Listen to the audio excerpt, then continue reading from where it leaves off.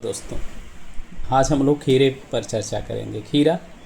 खीरा गर्मी के दिनों में खाया जाने वाला एक सबसे पॉपुलर सब्जी है, जिसे हम सलादों के तौर पर खूब खाते हैं। लेकिन आम तौर पे शिकायत होती है गर्मी के दिनों में कि गर्मी के खीरे काफ़ी कड़वे होते हैं।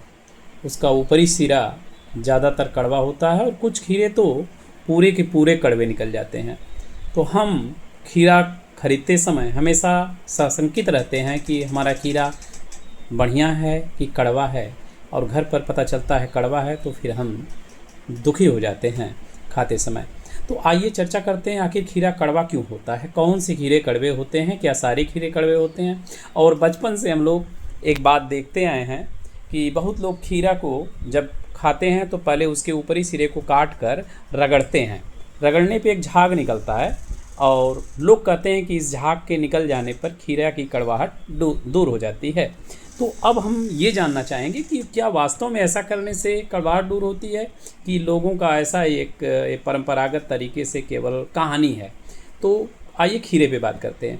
खीरा चूँकि एक सब्जी है और ये वनस्पति विज्ञान के कुकुरबिटेसी कुल से आता है, जिसमें लौकी, कोहड़ा, खीरा, कद्दू सभी आते हैं। तो खीरा भी कुकुरबिटेसी कुल का एक पौधा है। अब होता क्या है कि ज़्यादातर गर्मी के दिनों में जो खीरा होता है वह पानी की कमी से सफ़र करता है, क्योंकि खेतों की नमी बहुत जल्दी चली जाती है।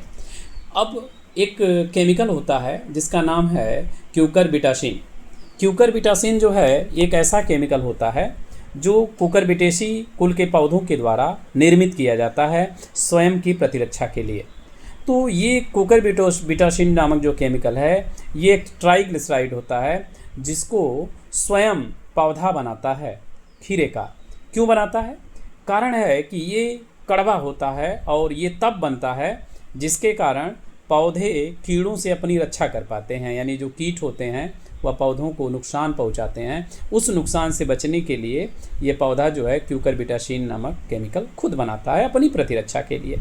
लेकिन होता क्या है कि एक जब तनाव आता है, तनाव का मतलब जब मिट्टी में पानी की कमी हो जाती है, नमी बहुत ज़्यादा ख़त्म हो जाती है, तो ऐसे समय में क्या होता है कि पौधे तनाव में आ जाते हैं खीरे के।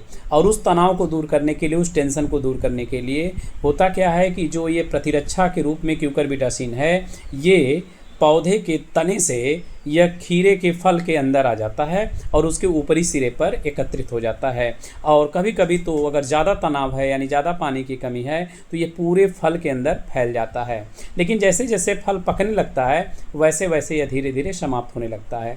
अगर ऐसे में हम पकने से पहले खीरे को अगर तोड़ लेते हैं तो ऐसा खीरा पूरी तरह से कड़वा होगा, और अगर पकने के बाद तोड़ते हैं तो केवल ऊपरी सिरे में कड़वाहट रह जाएगी, बाकी हमारा सारा खीरा ठीक होगा।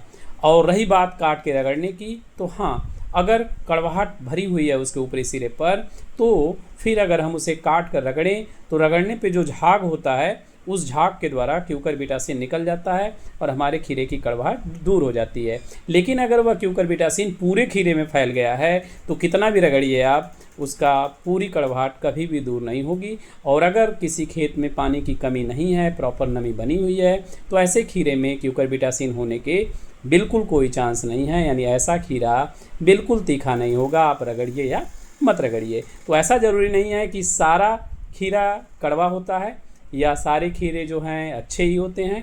वह तय होता है उसके द्वारा कि क्यूकरबिटासिन उसमें कितना उपस्थित है कितना नहीं। आशा करते हैं वीडियो पसंद आया होगा। पसंद आए तो इसे लाइक करिए, चैनल को सब्सक्राइब करिए। नमस्कार। आगे भी ऐसा वीडियो हम भेजते रहेंगे।